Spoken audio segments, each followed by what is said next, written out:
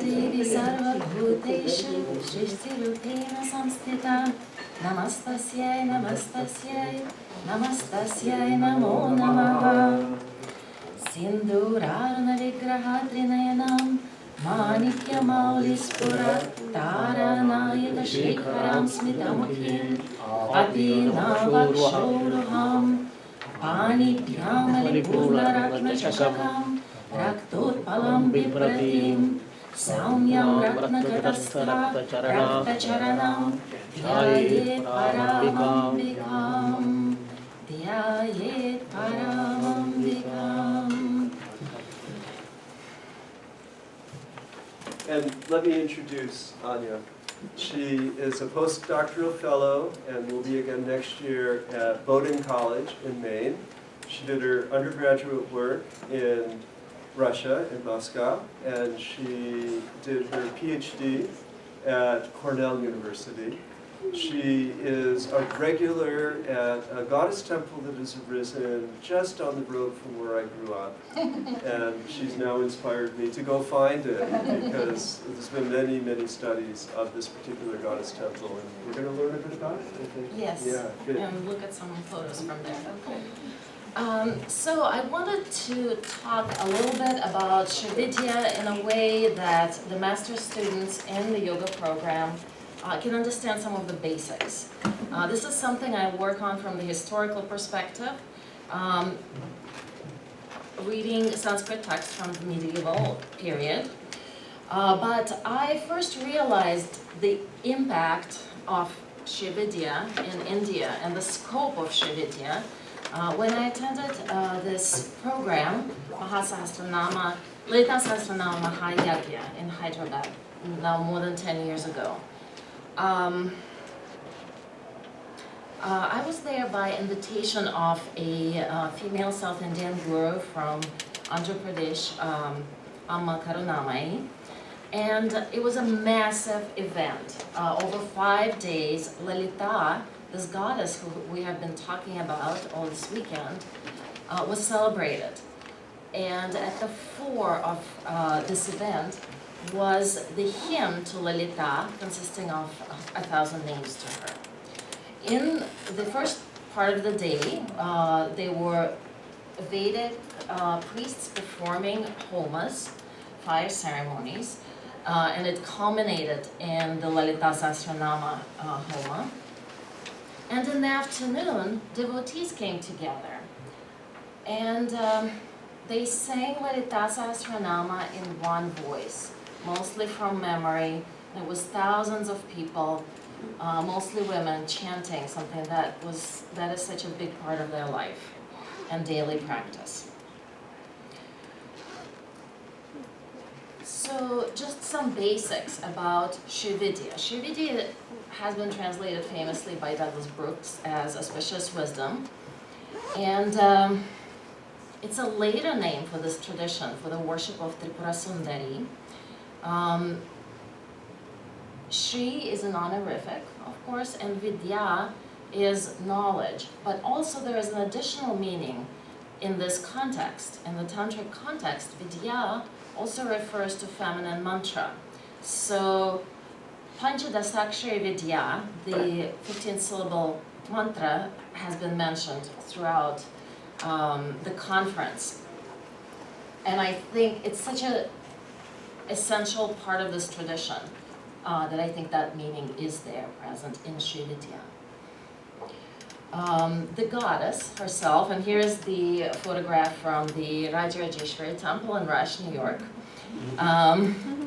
So her name is Tripurasundarī in the tantras that I work on, which means the beauty of 3 cities. The easier name to pronounce is Tripura, and in the Puranas she is referred to as Lalita, the playful goddess. And Rajarajeswari is another epithet for her, emphasizing her royal nature. She is the empress of the kings. Okay, it's a tantric tradition, and I hope that I just really want to go to the basics and talk about, well, what is Tantra? Tantra in Sanskrit comes from the verb tanoti, which means to extend. And as a noun, it means it has many meanings, but some of the relevant ones here are framework, system, and doctrine. And in the way I use the word Tantra, it's the same way that it has been used for at least 1,000 years in India, 1,500 years in India. Tantra is a scriptural text, and it's formed as a dialogue. In Hindu Shaiva Tantra, it's a dialogue between Bhairava, a form of Shiva, and the goddess. And it contains a system of instruction. It lays out all the rituals, and so generally speaking, this is common for the tantras, and this is what I'm finding in the tantras of this goddess, Tripurasundarī. So the tantra will talk about the main deity, include visualizations, will lay out the whole ritual system, talking about subordinate deities, mantras, the condensed ritual formulas, and these are very important for this tradition, and mudras, ritual hand gestures. Perhaps one of the most important elements of tantric ritual is yantra, mandala. This could be external ritual or it could be internal ritual performed inside, mentally inside the body.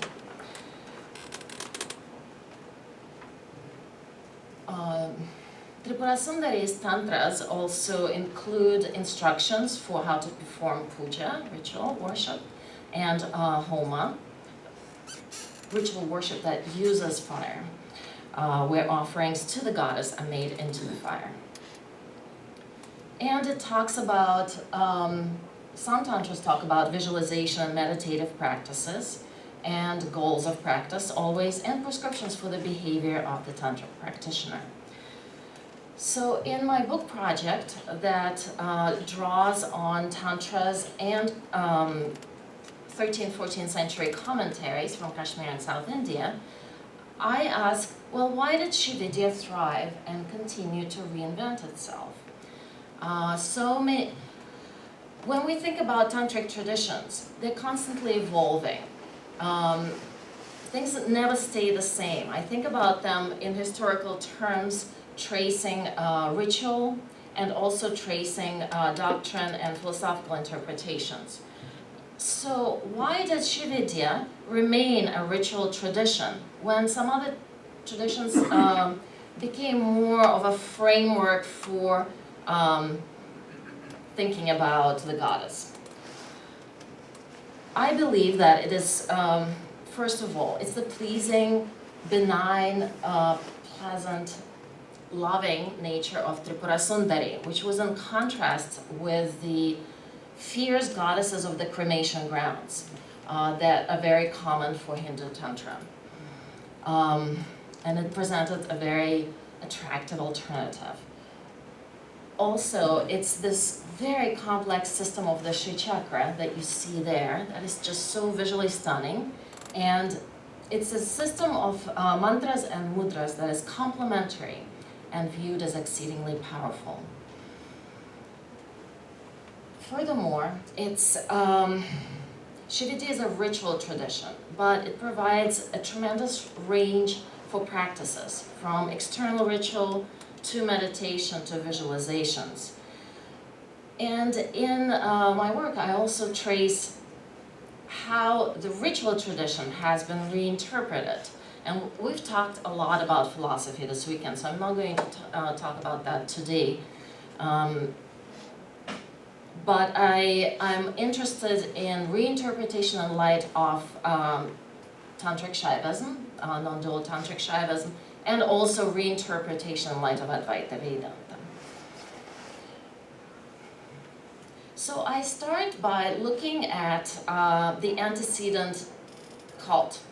I call it, it's the Nietzsche Occult, and let's think about it as proto-Śrīvidyā. This is not Śrīvidyā yet. But we have this goddess here, she's called Kameshwari, or Tripurasundarī, and it has a very simple, unelaborated ritual system compared to the complexity of the later system. I also look at foundational tantras for Śrīvidyā. This is the Vamakeshvari Mata and the Yogini Hridaya, which has been mentioned here. And also I look at commentaries by Kashmir and Śrīcakra. He is mostly known as the commentator on Abhinavagupta's Tantra Loka. But he was a Śrīvidyā practitioner. He was extremely interested in ritual. He gets extremely annoyed at other commentators who he thinks are misinterpreting the ritual. And it's clear that he's very invested in this tradition.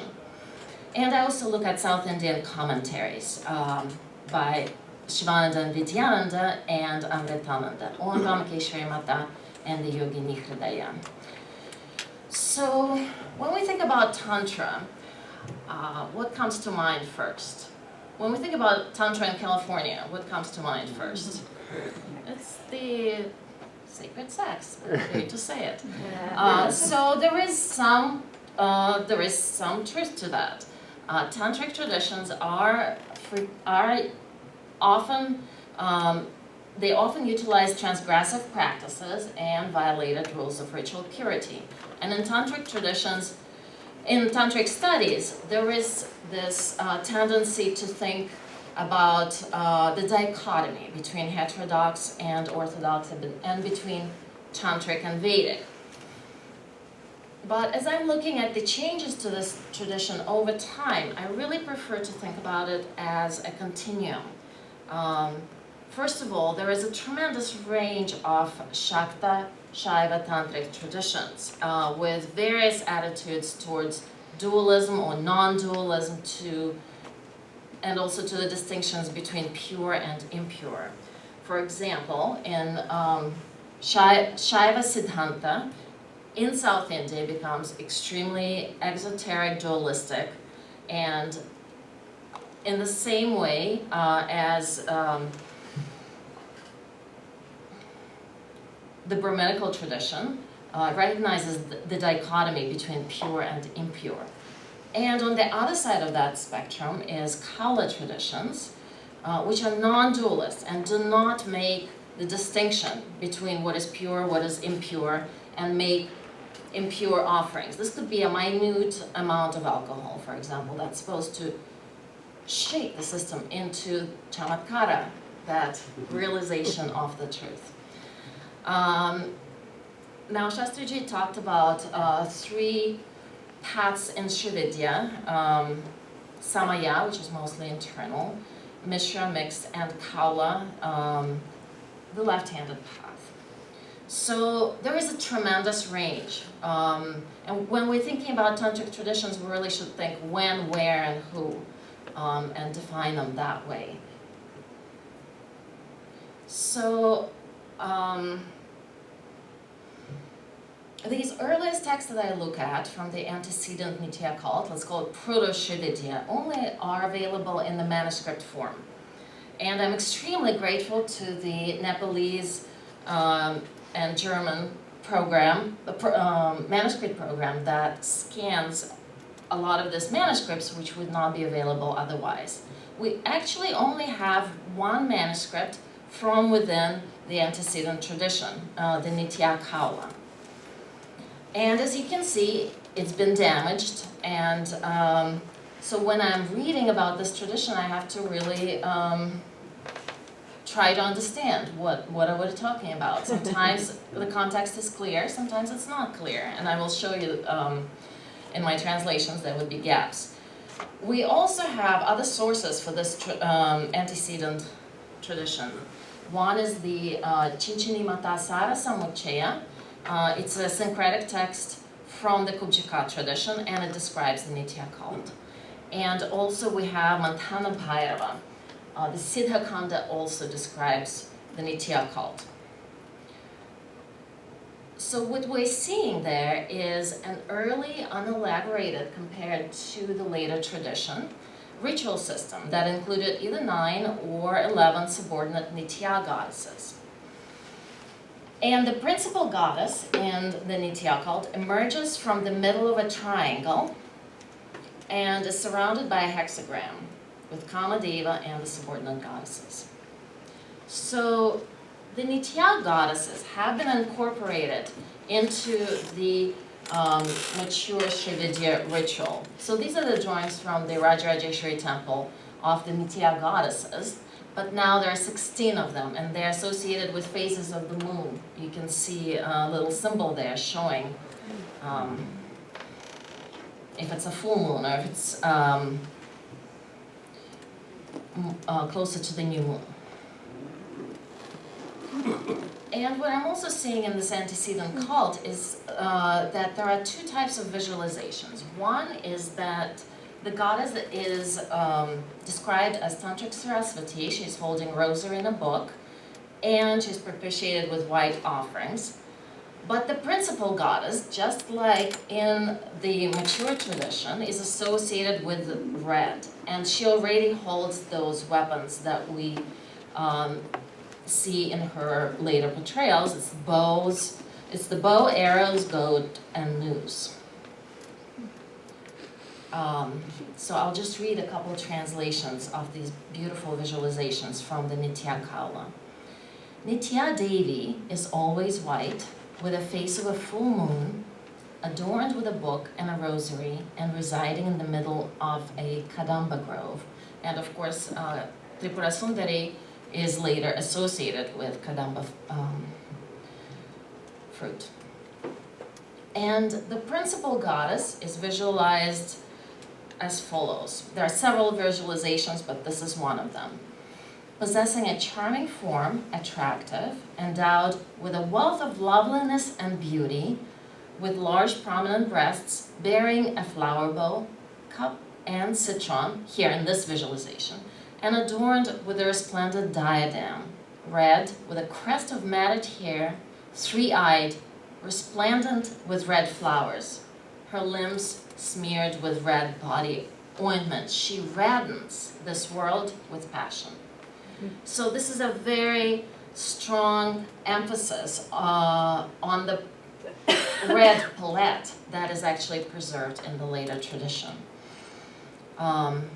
Here's another visualization from the Nitya Kala. She is to be meditated upon as auspicious, supreme, bright, and red, wearing scarlet garments and holding a goad and noose and bow and arrows of flowers in her four hands.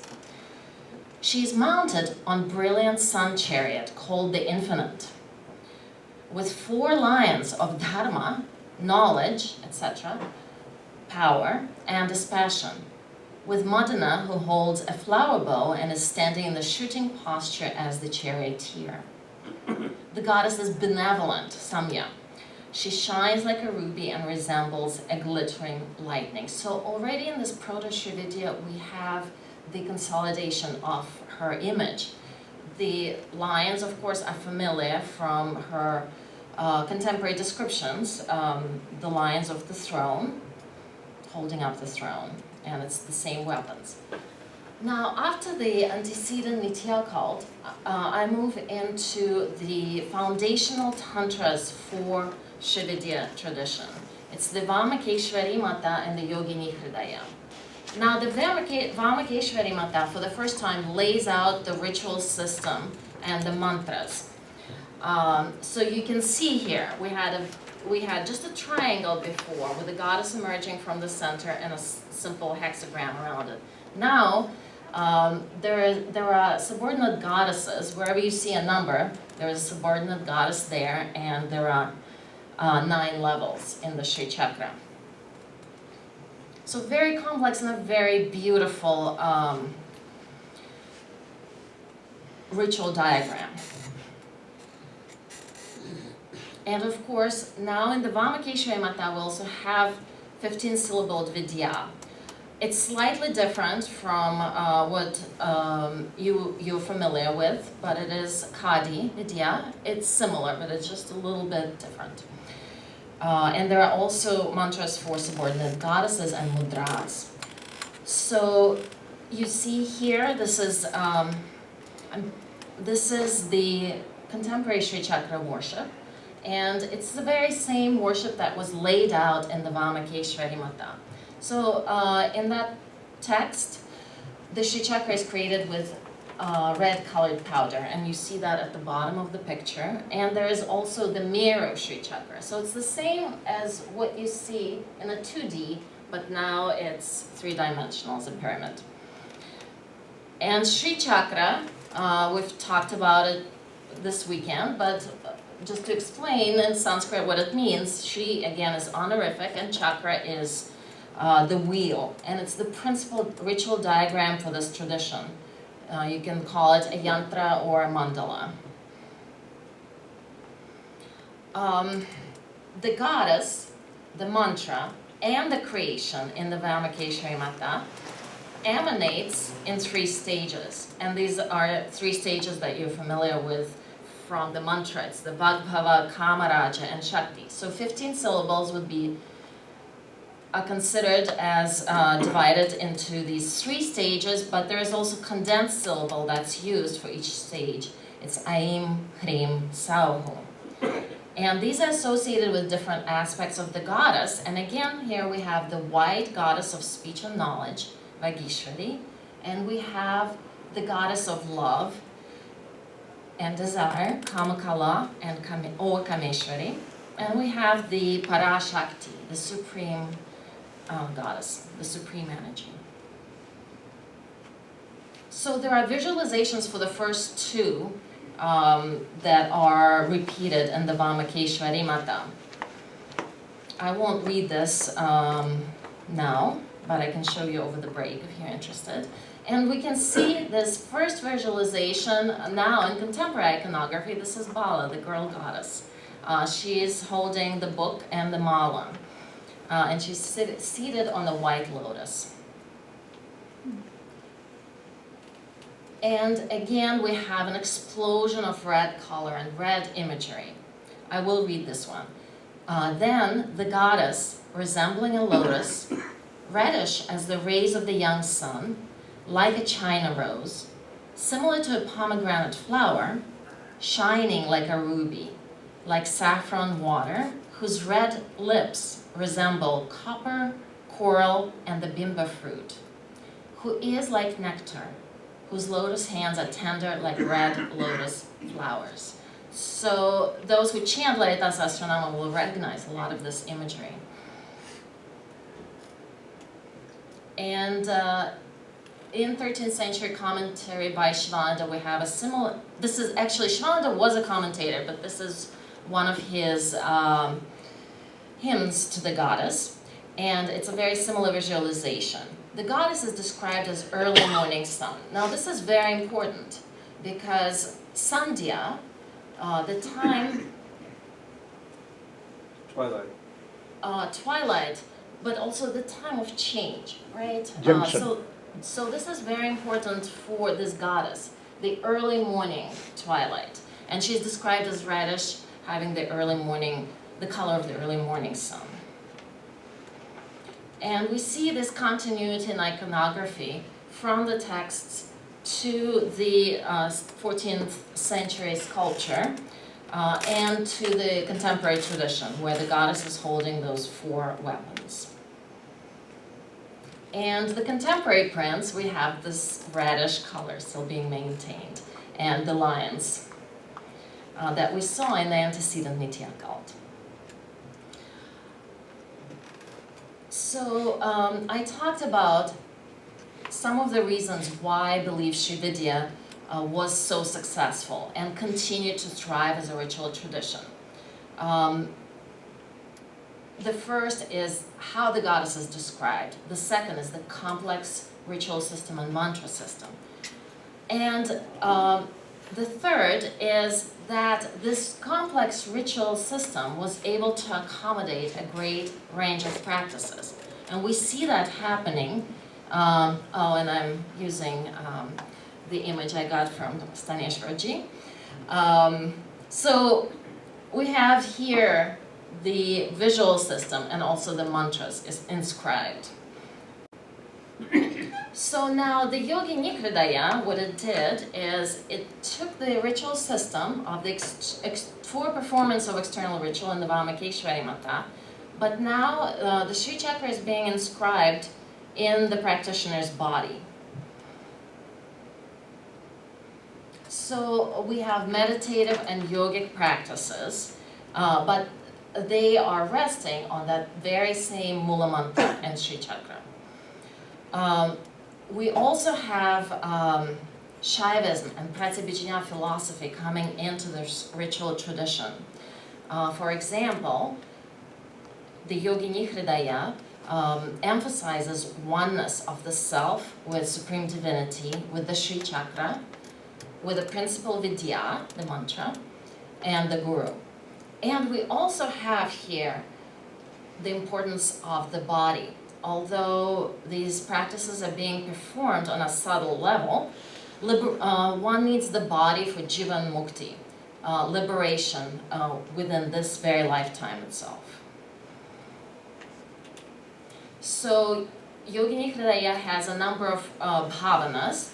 These are instructions for visualizations, visualization techniques, and it shows parallels between macrocosm and the microcosm of the human body, and it shows a map, a soteriological map of how to get there through the bhavanas, how to have that integrated awareness of the microcosm and the macrocosm.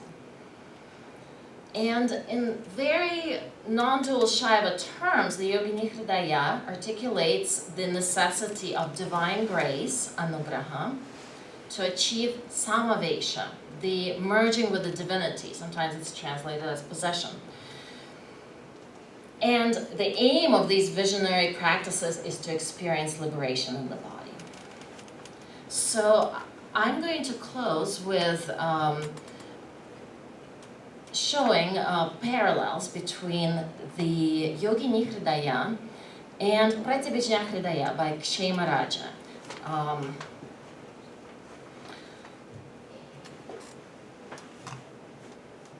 I'm going to start with the second quote by Kshemaraja.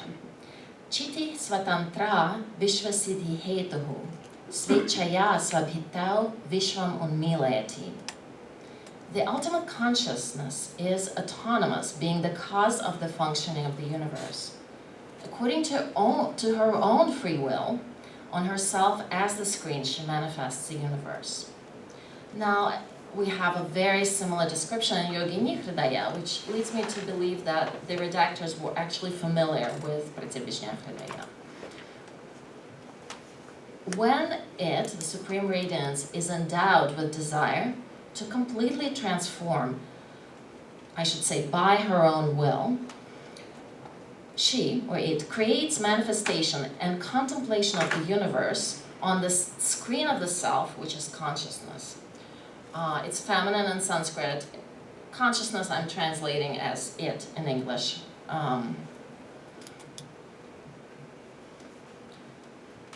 So in the Yogini Hridaya, we see what I'm also tracing in the 13th century commentaries by Jayaratha in Kashmir and by Shivananda and Vidyā in South India, where with their creative and skillful exegesis that draws on a number of texts from Kashmirian Shaivism and also Vedanta. There is an adaptation of this ritual tradition to changing environments, and the way they're reinterpreting the tradition in different places is quite different. So in Kashmir, it's Pratibhijñā, non-dual Shaivism. And in South India, that becomes a very deeply embedded part of the interpretation, but also we have Advaita Vedanta coming in, and Shivananda in particular quotes tremendous amount of Vedic texts and the Upanishads. So this is what I'm suggesting that contributed to the success of Śrīvidyā and allowed it to allowed the practitioners and the exegetes to continue to adapt it to the changing conditions.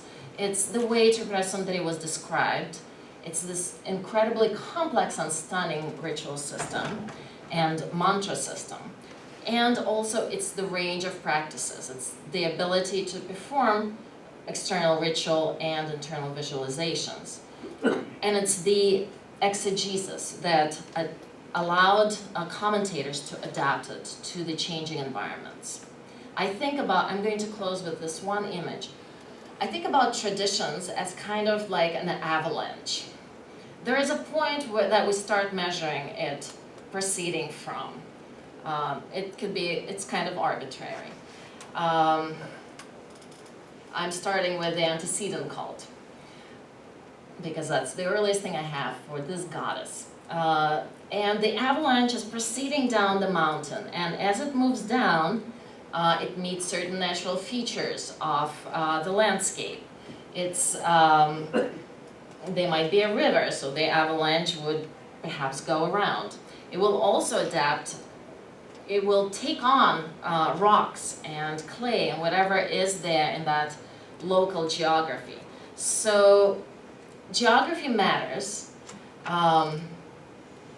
If there is one thing I'd like you to take away from my talk is that there is no one Śrīvidyā, that it's a tradition that has developed over a period of time and has been reinterpreted over a period of time, and that we really need to look at specifics.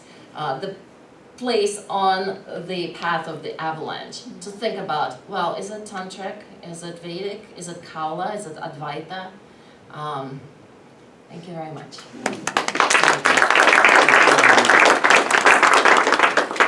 Nice. So that was beautiful, thank you. So I'm curious, when did she get the dhyanams that you presented for us? Talk about a flower bow and arrows, but when did she get the sugarcane bow? Because the imagery that you see, she's got the sugarcane bow and then the 5 Kamadeva's 5 arrows, which are flowers. So I'm just curious about that. That's a great question, and I'm not sure of the answer. No, I will answer. Okay. See, there is a pictorial form. Yes. There is a description. There is one verse. Balar Karuna Tejasam. Balar is the rising sun, the color. Yes. Balar Karuna Tejasam Tinanayanam. Yes. Raktambaro Lasinim. Yes. Red clothes. Yeah. Nana Ratna Vibhushidam. Yeah. What is it? Verse beginning, do you remember? Sindura. Sindhu, no, not Sindura, it's different here. Balar Karuna Tejasam Trinayanam Raktambaro Lasinim Nanalankirti Rajamana Vapusham Balotu Rashekharam Haster Ikshudhanu, Ikshudhanu means sugar cane. Sugar cane bow. So when does that come Haster about? Ikshudhanu Husranim Sumasharan. Sumasharan means flower. Yeah. When does that verse come about? No, see, this you can Historically, I'm not sure. No, it's of in the time. Sahasranama, it's explained. But In Lalita Sahasranama it is. 14th century, 13th century? No, that is with That is Brahmanda another Purana. great question, to which there are many answers. Brahmanda Purana. Brahmanda Purana. Lalita Sahasranama is from Brahmanda Purana. Okay. But when That may be 4th or 5th century written by Vyasa. take a pick. It's very difficult to say, but it is a History is lost. It's a 4th or material. 5th century they say Purana, Brahmanda Purana. Just to comment, Yes, please. one for 9 Nityas.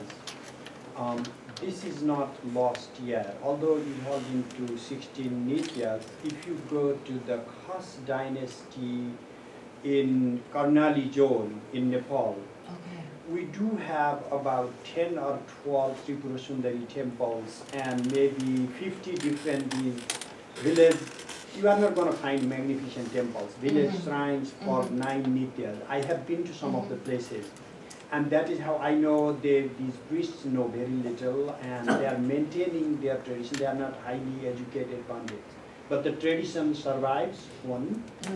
And I think about what makes Tripurasundarī to come into prominence. I think it is safe for you to argue that Tripurasundarī has mostly remained like Shankaracharya's and Brahminical philosophical tradition, and there is some kind of a upwardization and Sanskritization happening from within culture, and I think it's safe to also add that as a category. Absolutely. With the phases of the moon and the niches, how did they wind up with 16 when like 14 Well, or 27? I think the numerology is very important for this tradition. So it's the Mula mantra, the main mantra is 15 syllables or 16 syllables. And the phases of the moon are seen as 16 on the one end as it's getting closer to full. And no, it's 16 digits. Let me go to the map. 16 digits. Kala. षोडश kala, that is 16 digits. So, But then the totality is so you 16. can see these phases of the moon associated with the 16 goddesses. I think the connection is the numerology with the mantra. Yeah, can I add on that? Yes, please. Many pujas have Shodasha puja. Puja. Shodasha is Yeah. 16. 16 objects that you So, give. See, Shodasha kala, Shodasha kala, digits. and also Moon. the Shodasha Vidhana puja. In all the pujas, there are the Shodasha, 16 is a 16 very prominent. And then there is Swordsakshari mantra. Yeah. For the That's Tripurasundarī the- is only the I was told Panchadasha. Panchadasakshari, there is a Shodasha 16. secret bijam which makes it Swordsaksh. That may 16, Shodashi. That's what I'm driving at. Yes, It's 15 plus 1, One is a 16. secret. There is Yeah. also the Mahashodashi, which is even longer. 20. So Yeah. the numerology for this particular tradition plays into association of nityas with the phases of the moon. Yes. Yeah, just to add comment on that is this comes to, you have to go to Vedic Brahmanic text for 16, Shodasha Kalaha Purusha. So these 16 kalas for describing Purusha is actually a central Vedic theme throughout every single Brahmana. And you go to Purusha, Brihadaranyaka Upanishad, the whole 1/4, Brihadaranyaka 1/4, the whole section Yeah. is on Purusha having 16 kalas. So, of course, if you discuss on kala, you have to have that 16. Also, you have to go back to Darshapurnamasa Yajna, how that conducts into kala. So it's a Vedic thing, they have to keep it. Perhaps the confusion comes by connecting it to the 15, Yeah, 16 of the moon. Moon only has 15. That is what your question is. Question is valid, but the Shodasha Kala in Vedic is so fundamental. Every puja has Shodasha Vidhanam. That means 16 ways is there in the ritual associated. Kaitari Aranyaka also. Shodasha kala. Thank you. See, Yogini Hridaya, see, there are two, Kadi Vidyā, Hadi Vidyā, you mentioned Kadi Vidyā. Yogini Hridaya considered as a part of Pamikeshwara also, and Bhaskaraya has written a commentary in favor of Kadi Vidyā. But other commentators Yes, like in Hadi Shivananda Vidyā. interprets it as Hadi Hadi Vidyā, Vidyā. Hadi Vidyā. So what's happening with the commentaries that I'm seeing is they're taking the tantra and they're interpreting it based on their ritual tradition that they're practicing. So it's going to be one version of the main mantra for one commentator and another version for another. And there are ways to interpret things differently. See, the scripture. Jnanarnava mentions 12 pioneers of Śrīvidyā. There are 12 kinds of Śrīvidyā. 12 kinds, mantra. But famous is Kadi Vidyā, Hadi Vidyā. It's tradition. Present. Perhaps we can continue the conversation when we break. Okay.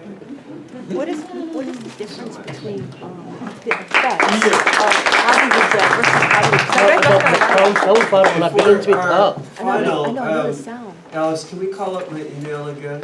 And if, Karen, if you could make sure everybody gets one of these. Commentary on Lalita Sahasranama, talking about the Kadi Vidyā. But in your experience, what's the difference between the effects between doing Hadi Vidyā versus doing Kadi Vidyā? Hadi Vidyā is chanted by Lopamudra, wife of Agastya. And Kadi Vidyā is Agastya.